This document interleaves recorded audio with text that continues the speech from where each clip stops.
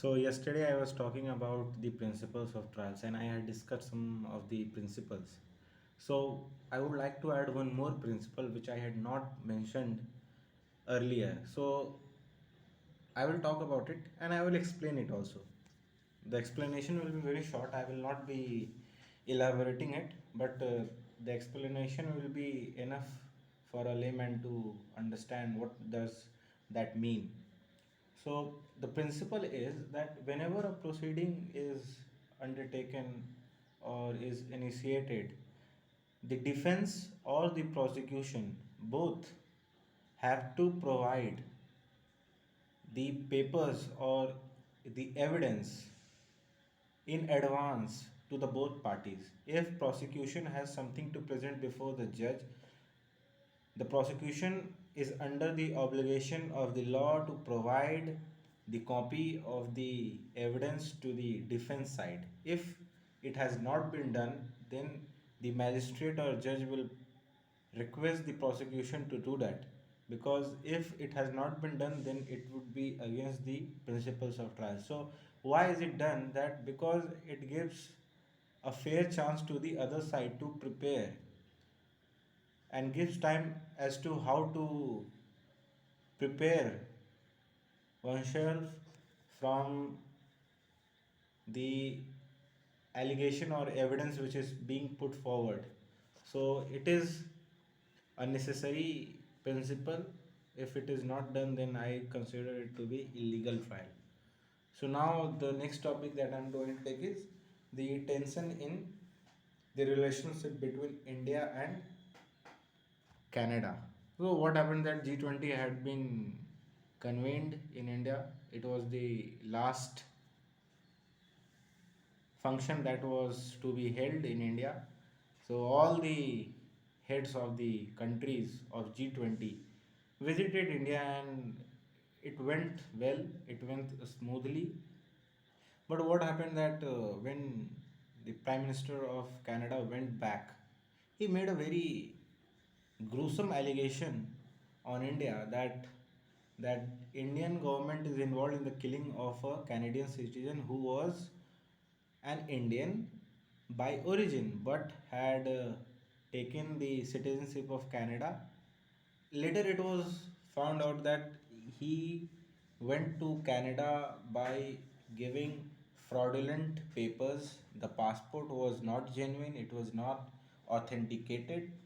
So, what Justin Trudeau said is that Indian government has the involvement in the killing.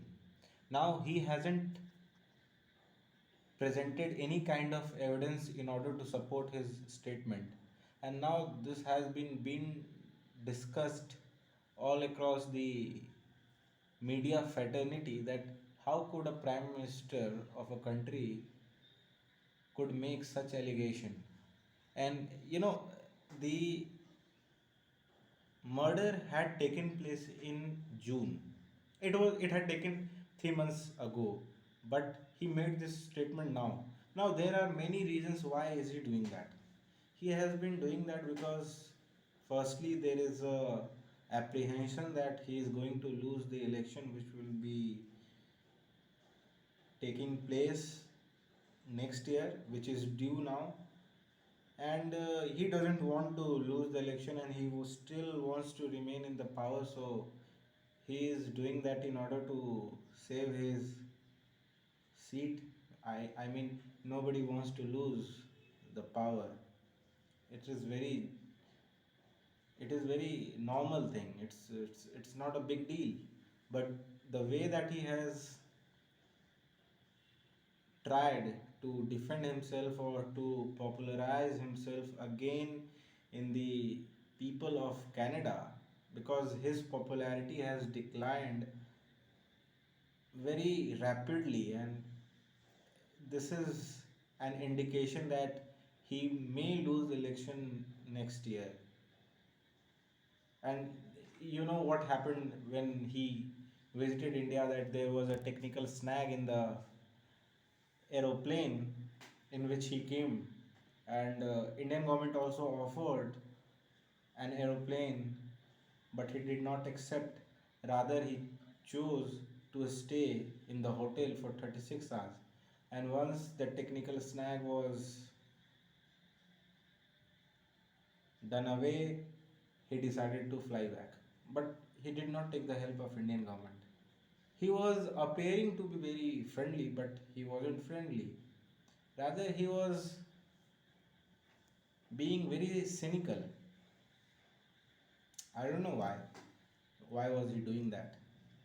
But the attempt to defame Indian government, I think this has backfired at him, and this has put Justin Trudeau in serious trouble, and this has caused a serious blot on his image that he had created all these years.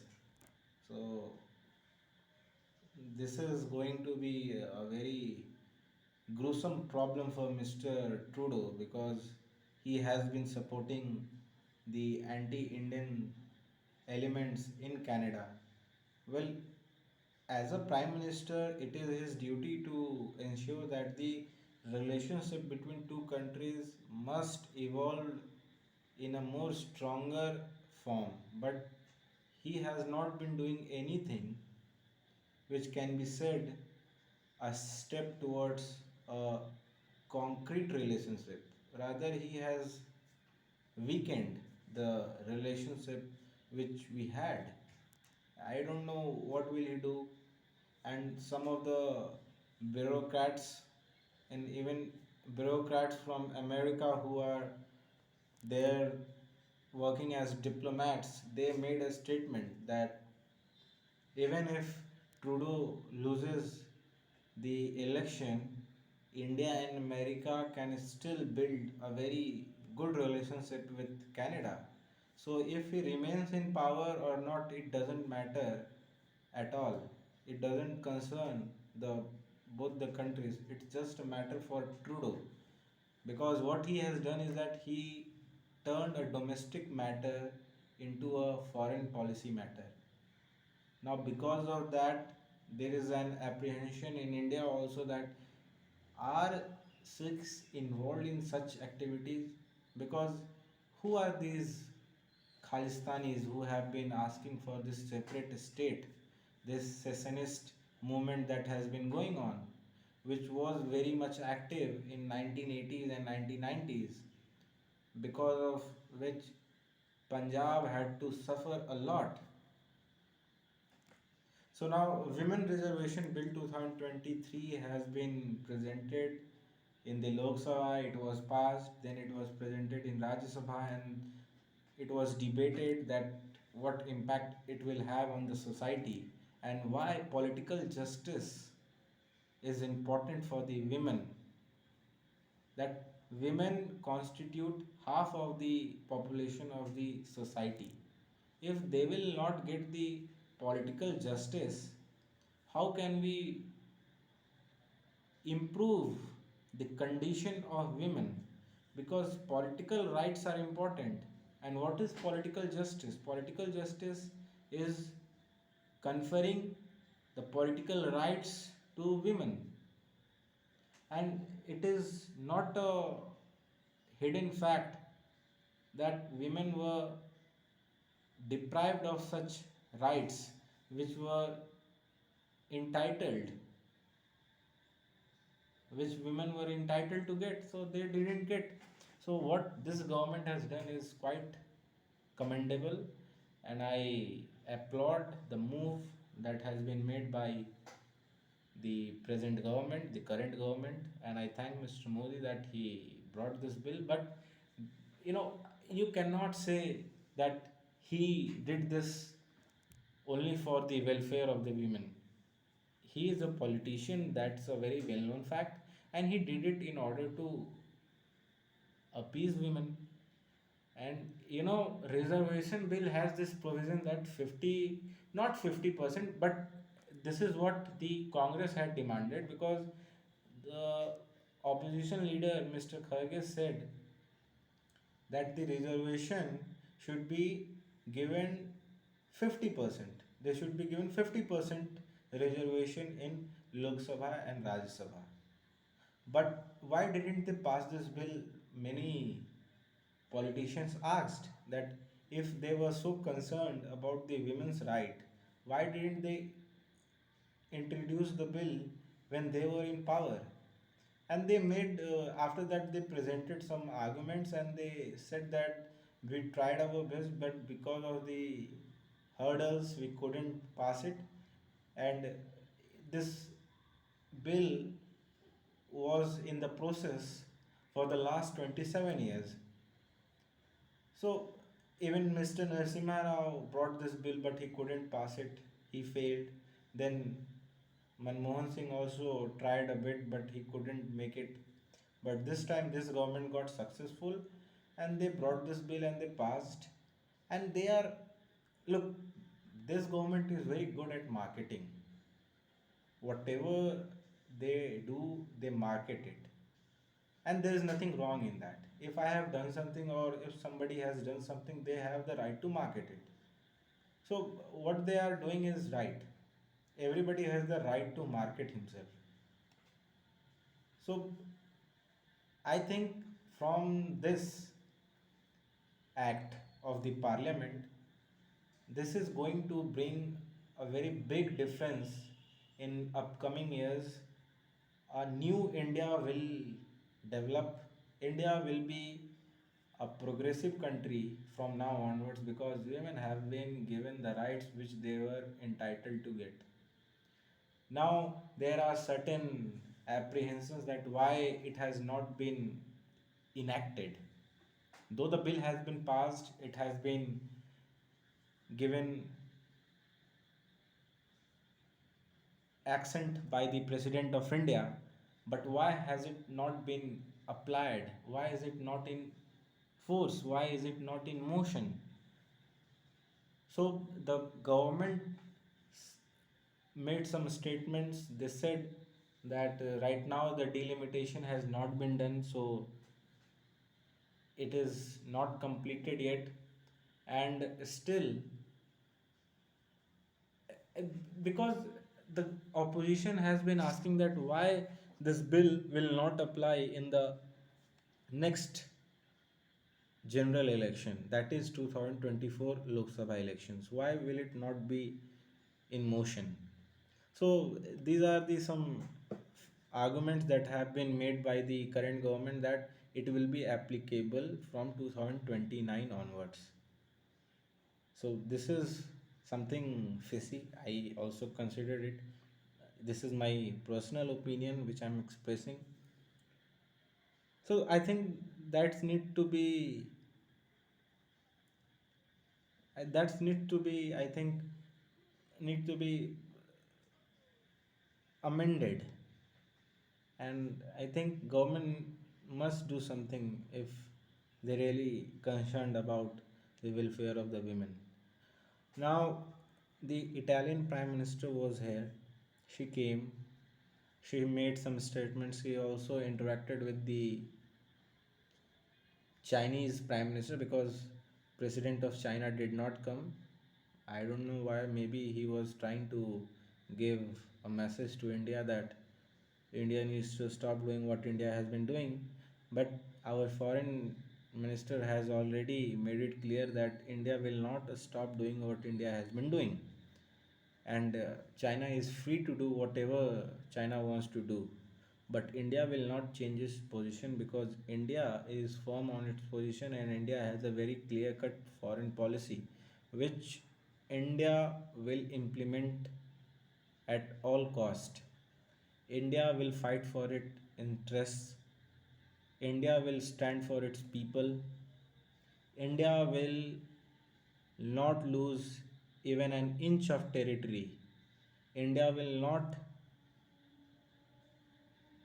India will not going to get bothered by the acts of Chinese government because Chinese government has been forming alliance with the countries which are anti-India. So Italian government made this clear that all the companies which are involved in the development of Belt and Road Initiative, they will fetch themselves back and they will join India, because in the G20 meeting it was discussed and they came on a decision that there should be made a pipeline, or let's say an economic corridor, which will start from India and which will go to Saudi till Middle East. So that's what Italian government said, because maybe this is because of the, you know, the ideology that Italian prime minister has, because she is known for her very far right views, and India is also a far right country right now. I mean, what I'm trying to point out is that the government is very far right, government is conservative. Here conservative doesn't mean that the government is not progressive. Government is progressive, government wants to do better for the people of the country. But here conservative means that sticking to the fundamentals, to the culture. Now, there is leadership deficiency in INC. There is no doubt that Rahul Gandhi has not been doing what he should do, because what is happening generally is, whenever prime minister makes a statement, he does not make a counter statement. I mean, what is the role of the leader in a party? What will he do if he will not make a statement? I mean, he should make a statement, because the BJP has been attacking Indian National Congress, and Congress has been on the back foot. Rahul Gandhi goes to the station, he carries the bag over his head, and he then tries to appease small workers. I mean, do something for them if you want to take votes from them. That they don't do, they only appease.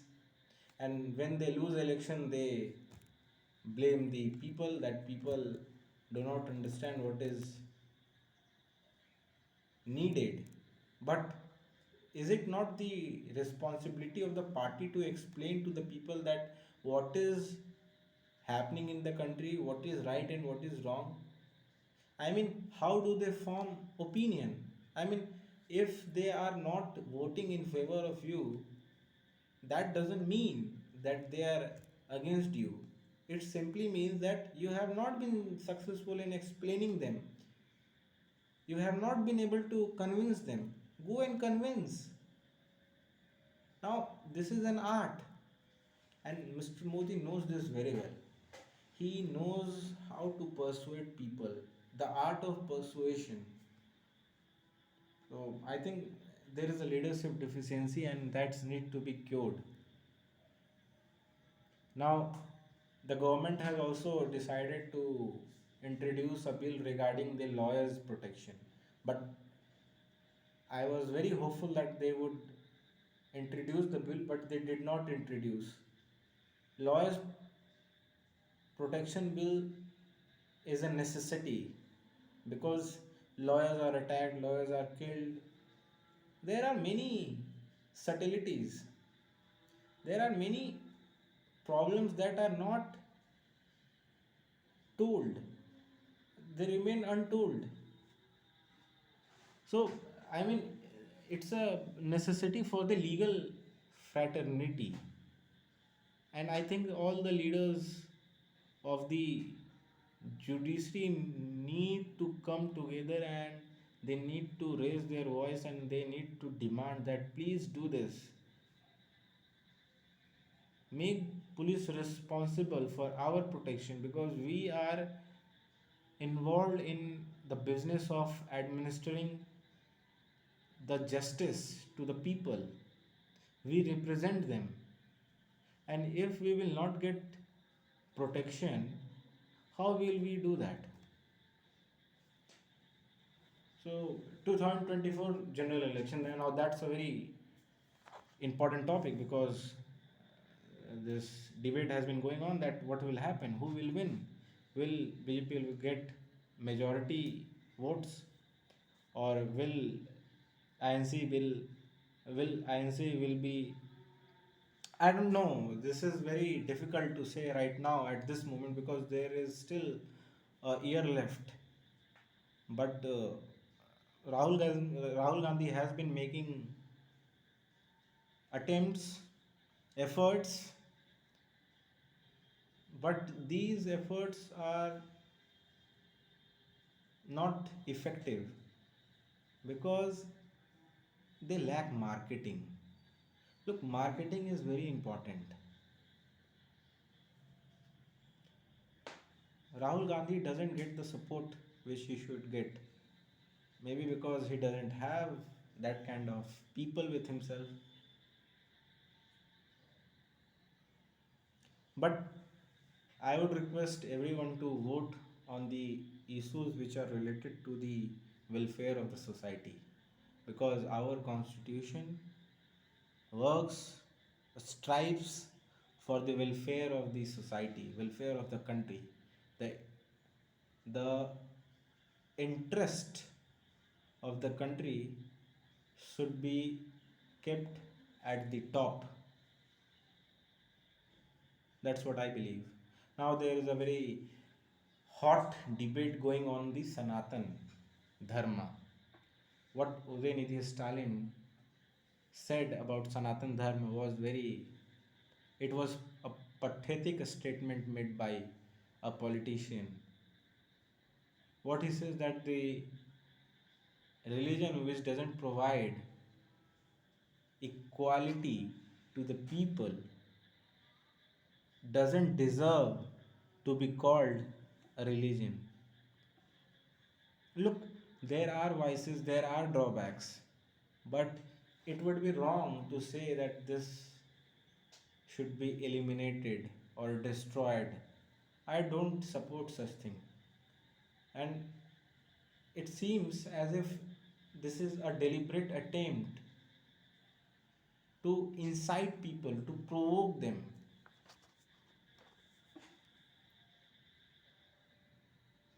I mean, I do not understand the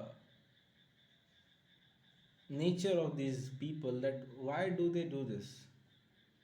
I mean, how can they make such a statement to provoke people in order to get a few votes? May God bless them. That's all I can say. Now, the ceasefire that has been violated by the Pakistani army, I condemn the act.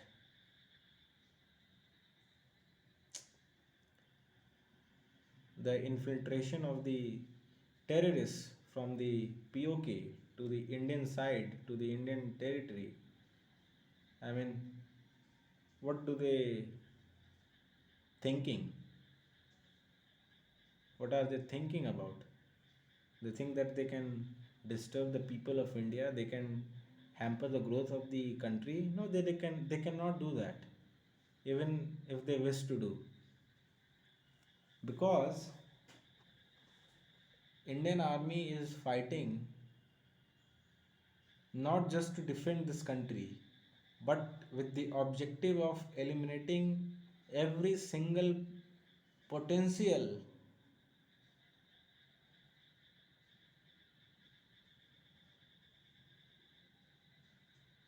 So I will send this message to the Pakistanis that don't do this. You will not be successful because our soldiers are fighting. There are very brave soldiers. They can sacrifice their life if they have to. So please don't do that. Well, a few days back, a delivery man came to our house and he delivered a book. First, I didn't know what this book was, who sent it, but when I asked him who is the sender, he told me that the name of the sender is Bhaskar Bhushan and he has sent this. And it was from Amazon. First, I was a bit surprised that, oh, I mean, I have not asked any book from him, then on what earth he has thought of about that. So, so I took the book, I took the delivery, and I opened up the parcel and I found a book. I will show you the book. And it was the book of Epictetus. This is the book. First, I thought that this book is about poetry, but I opened it and I read the first page and I read what it meant by all these words which are mentioned in it. And I found out that this book is about philosophy, stoicism. Well, many people don't know stoicism is a branch of philosophy which was born in Greek. Mainly the Greek philosophers developed this branch. Stoicism is a branch which talks of human behavior in tough times, how to regulate yourself, how to manage yourself, how to overcome the problems that you have, how to face the challenges. So stoicism is like a treasure trove. So this book, I have not read it completely, but I have read some of the pages and I have found it to be very useful, and you know it is meaningful also. You cannot just call it a rubbish or a meaningless book, but anybody who reads this, they will find it to be very meaningful and will definitely have impact and will change the way we think, the way we do something. You know, it is about the change of the perspective. I will also read out a passage at what it is written, what has been written on what topics. Now he has written on the page 12 on progress. What is progress? I mean, everybody understand what progress is. Progress means, you know, where you are, you want to go ahead of it. So, whoever is making progress after learning from philosophers that desire is directed toward good things and avoidance directed toward bad, and having also learned that impassivity and a good flow of life are not attained except through unerring desire and unfailing avoidance, that person will do away with the desire altogether or else defer it to another time and exercise avoidance only on things with the moral sphere, because they know that if they are trying to avoid anything outside the moral sphere, they are going to run into something contrary to their aversion and face disaster. But if virtue holds this promise to secure happiness, impassivity, and a good flow of life, then progress toward virtue must involve good progress towards these other states as well. For whenever and wherever the perfection of anything tends, progress is always an approach towards the same thing. So, how is that? Although we are now agreed about the nature of virtue, we still try to demonstrate progress in areas that are unrelated. What is the goal of virtue after all, except a life that flows smoothly? So, who is making progress? The person who has read many books of Chrysippus? Is virtue no more than this? To become literate in this? Because if that is what it is, then progress cannot amount to anything more than learning as much as we can.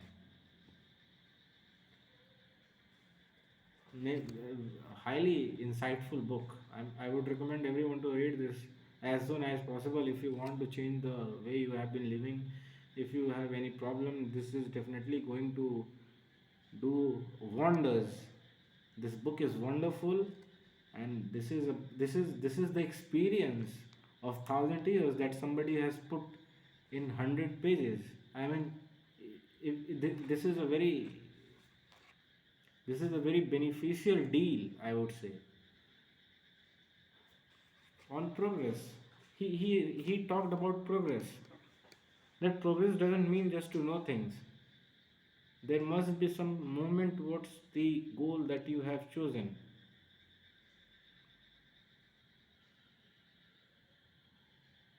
Epictetus was a Greek philosopher, and in his lifetime he faced a lot of difficulties. There was famine, there was, you know, wars, mutiny. He faced all these hurdles and he successfully came out of all of them.